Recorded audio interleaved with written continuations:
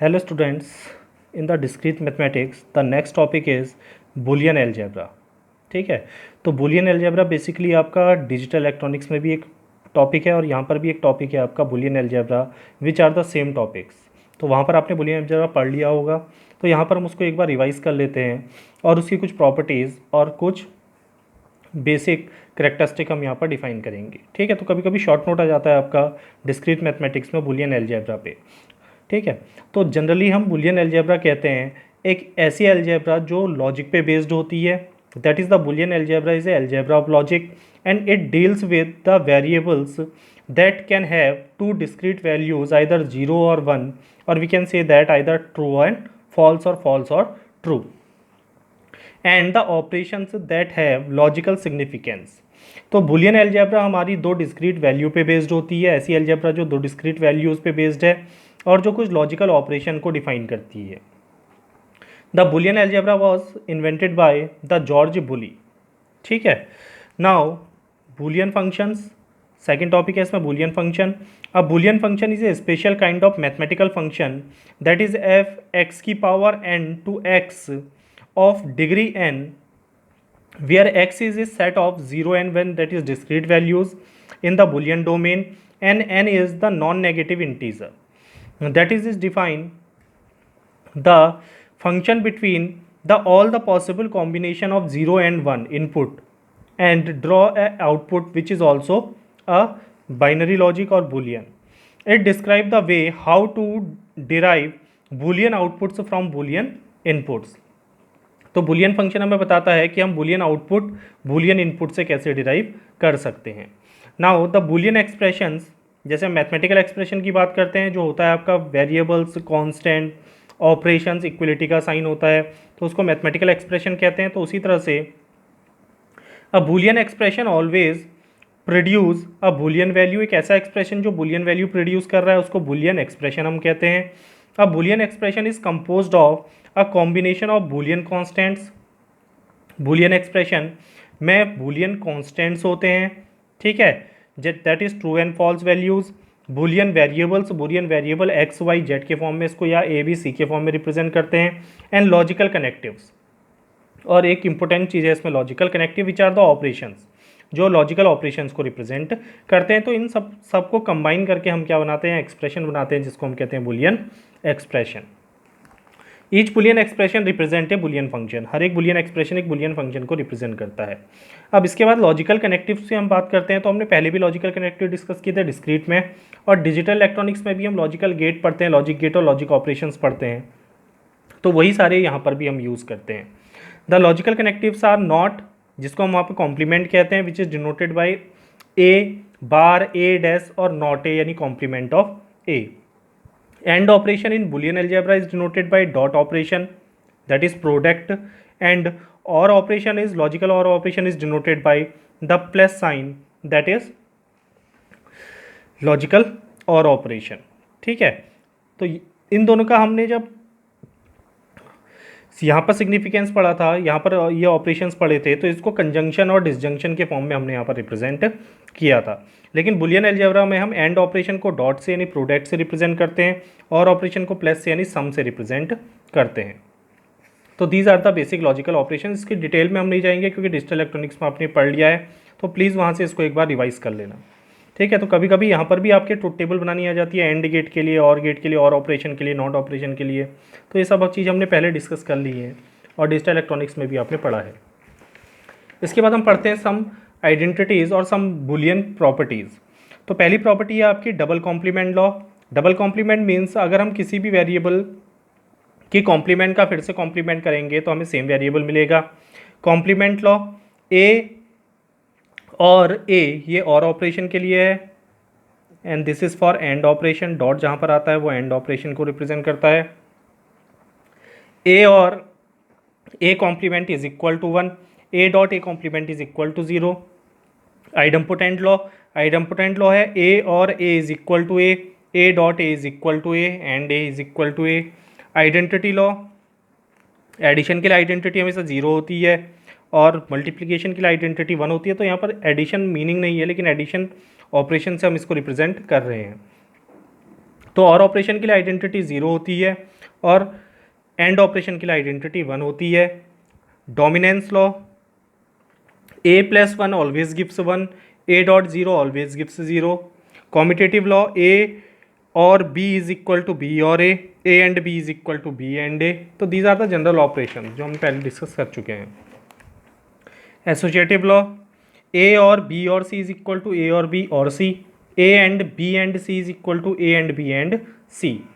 Absorption law, a or a and b is equal to a and a or b is equal to a। Distributive law, the or operation is distributive over addition over and operation. तो a or b and c is equal to a or b and a or c, a and b or c is equal to a and b or a and c। De Morgan law, ये भी हमने discuss किया था, a and b का whole complement is equal to a complement or b complement. तो and operation or में change हो जाएगा और ऑपरेशन एंड में चेंज हो जाएगा। इसके बाद हम डिस्कस करते हैं इसमें लॉजिक गेट्स। ये भी हम डिटेल में नहीं पढ़ेंगे, ये भी आपने पहले पढ़ चुके हैं डिजिटल इलेक्ट्रॉनिक्स में। The logic gates, Boolean functions are implemented in the logic circuit using the logic gets.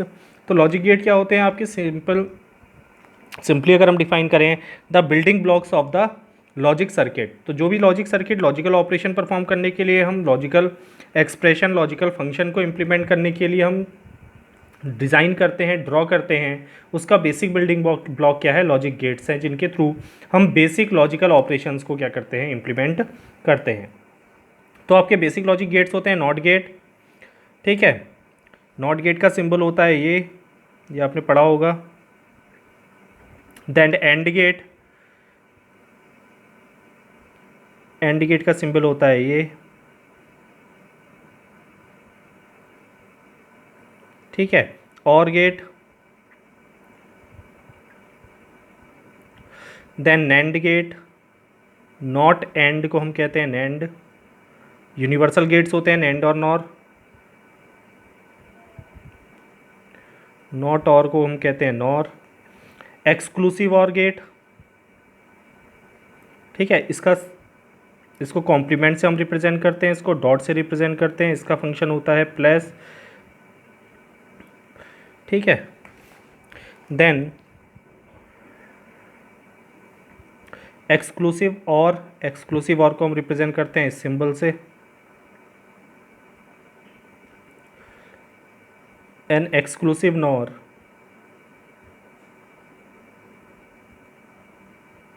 इस सिंबल से, ठीक है। इसको इक्विवेलेंस गेट भी हम कहते हैं। तो these are the basic building blocks of the logical circuits. तो ये गेट्स आप पढ़ लेना, इनकी ट्रुथ टेबल पढ़ लेना, ठीक है। अब इसके बाद जो इम्पोर्टेंट टॉपिक हमारा आता है इसमें वो है पाइगन-हॉल प्रिंसिपल्स, ठीक है। पाइगन-हॉल प्रिंसिपल्स, पाइगन्स मीन्स कबूतर और हॉल्स मीन्स उनका पिंजरा। तो पाइगन-हॉल प्रिंसिपल ये डिफाइन करता है, ये कॉम्बिनेशन परम्यूटेशन के टॉपिक से रिलेटेड है, आपके सिलेबस में मेंशन नहीं है लेकिन कभी कभी इसमें पूछ लिया जाता है। तो if there are fewer pigeons holes then total number of pigeons, then each pigeon is put in a pigeon hole, then there must be at least one pigeon hole with more than one pigeon. तो अगर हम simply कहें कि हमारे पास कुछ limited spaces हैं जिससे ज़्यादा नंबर ऑफ ऑब्जेक्ट्स हमें दिए गए हैं, ठीक है। तो अगर हम इसको एक एग्जांपल के थ्रू यहाँ पर डिफाइन करें, तो सपोज़ हमारे पास 5 एलिमेंट हैं, 5 ऑब्जेक्ट हैं जिनको हम पाइगन्स कह रहे हैं, 5 ऑब्जेक्ट्स, ठीक है। And we have to allocate these objects in 4 empty spaces, और इन 5 ऑब्जेक्ट्स को हमने इन एम्प्टी स्पेसेस में क्या करना है? पुट करना है, इनको रखना है या फिल करना है, ठीक है। तो इसमें से एक स्पेस एटलीस्ट, कम से कम एक स्पेस ऐसा ज़रूर होगा जो एक से ज़्यादा ऑब्जेक्ट को क्या करेगा? कंटेन करेगा, जिसमें एक से ज़्यादा ऑब्जेक्ट आएंगे, क्योंकि नंबर ऑफ ऑब्जेक्ट क्या है? नंबर ऑफ स्पेसेस से ज़्यादा है।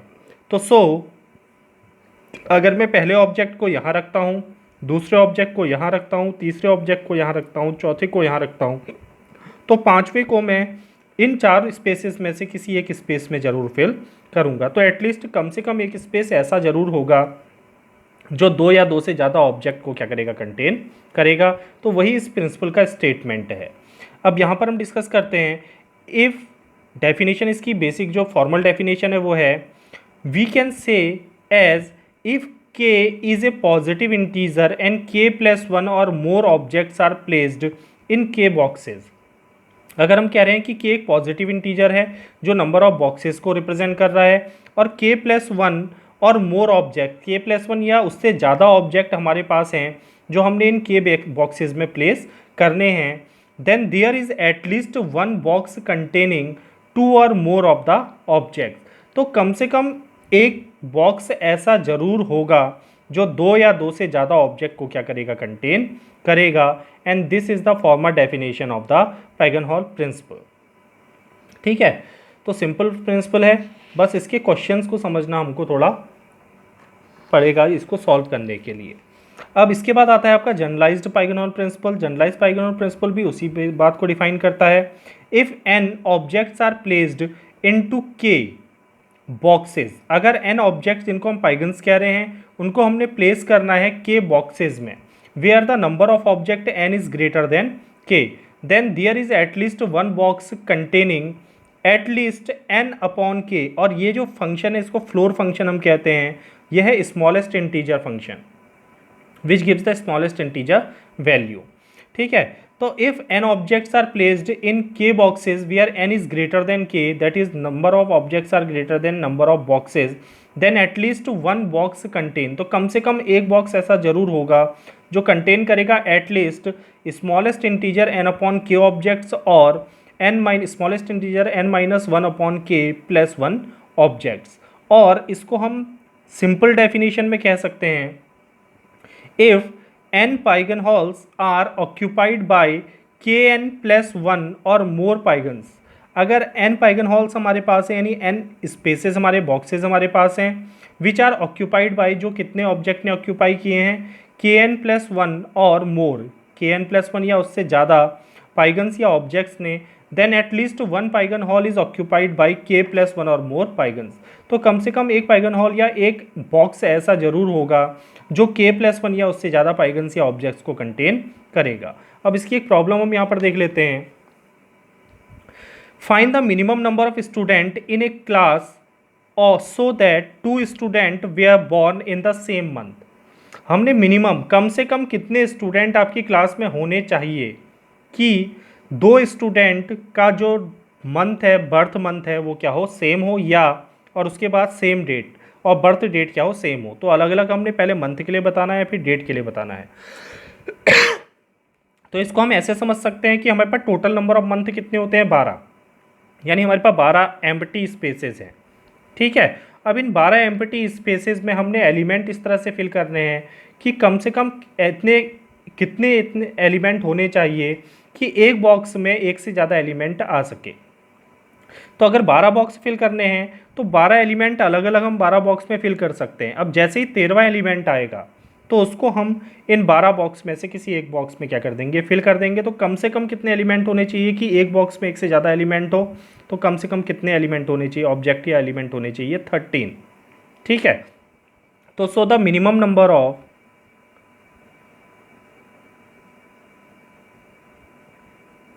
Students must be k plus one, that is 13, 12 plus one 13। अगर 13 होंगे, 13 से ज़्यादा भी, एटलीस्ट का मतलब कम से कम कितने होने चाहिए। ठीक है, तो कम से कम 13 होंगे तब एक बॉक्स में एक से ज़्यादा एलिमेंट आएगा, 14 होंगे तब भी आएगा, 15 होंगे तब भी आएगा, लेकिन कम से कम कितने होने चाहिए, 13 होने चाहिए। अब अगर हम डेज़ पे बात करते हैं तो नंबर ऑफ डेज़ कितने होते हैं नॉर्मल ईयर में, 365 डेज़, अगर लीप ईयर को हम छोड़ दें तो 365 डेज़ अगर हमारे पास हैं तो 365 एम्प्टी स्पेसेस हैं, तो 365 डिस्टिंक्ट एलिमेंट हम इसमें प्लेस कर सकते हैं। अब हमने बताना है कि दो स्टूडेंट का डेट सेम हो, बर्थ डेट सेम हो, तो कम से कम कितने स्टूडेंट हमारे पास होने चाहिए। तो इससे एक ज़्यादा होना चाहिए, यानी 366, 355 इंडिविजुअली हमने डाल दिए। जैसे ही 366वां स्टूडेंट आएगा उसको हम उन ऑक्यूपाइड स्पेस में से किसी एक स्पेस में क्या कर देंगे, फिल कर देंगे। तो that is the minimum number of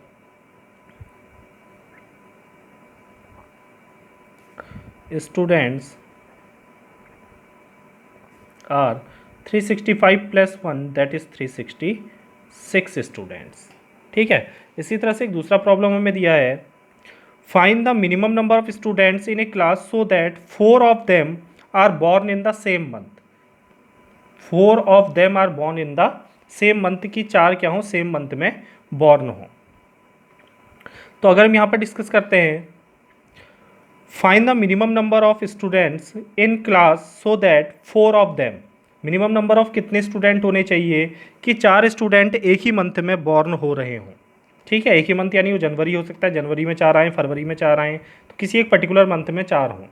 तो नंबर ऑफ टोटल मंथ हमें दिए हैं जो पाइगन हॉल्स को रिप्रेजेंट करेंगे, यानी एम्प्टी स्पेसेस, जिसको हम एन से डिनोट कर सकते हैं, विच आर 12।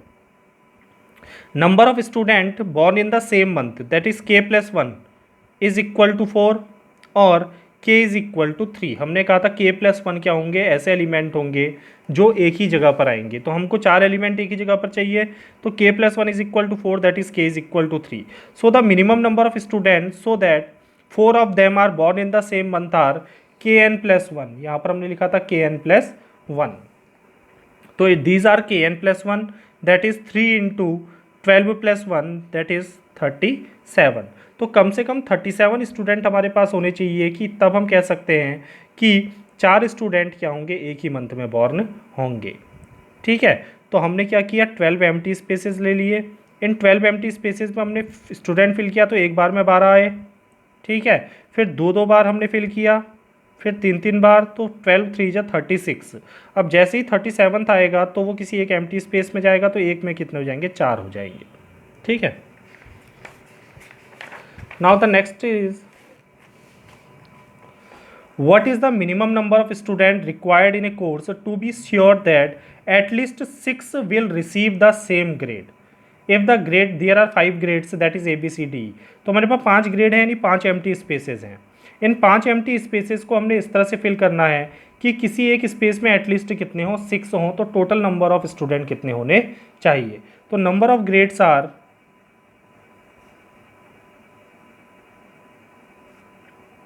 ग्रेड्स हो गए आपके number of पाइगोनल्स,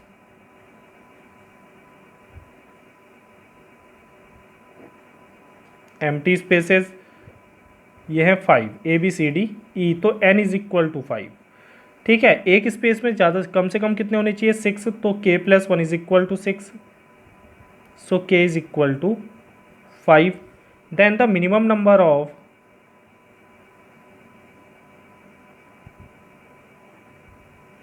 students so that